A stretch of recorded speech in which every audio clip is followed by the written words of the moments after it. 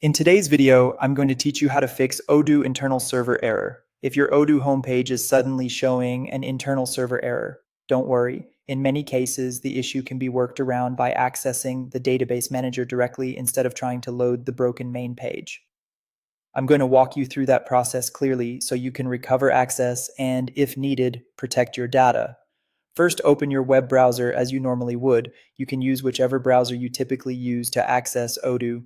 The goal here is simply to get to your Odoo site so we can modify the address and access a recovery path. Next, go to your usual Odoo URL. This should be the same web address you normally use when logging into your Odoo instance.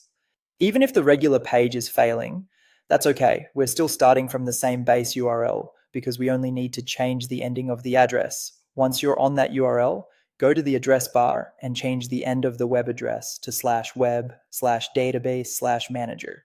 This opens Odoo's database manager page directly.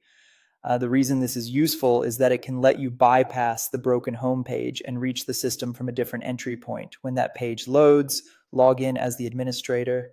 Make sure you use the appropriate administrator credentials for your Odoo environment. Since this gives access to important recovery options, it's best to do this carefully and confirm you are working in the correct database.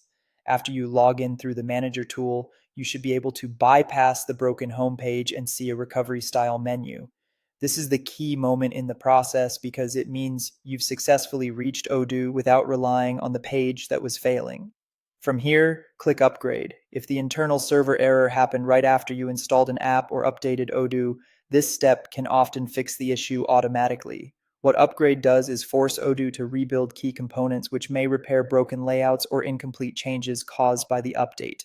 Give it a moment to complete and avoid refreshing unnecessarily while it runs. If the upgrade does not solve the problem, the next thing to do is click Backup. This is a very important safety step.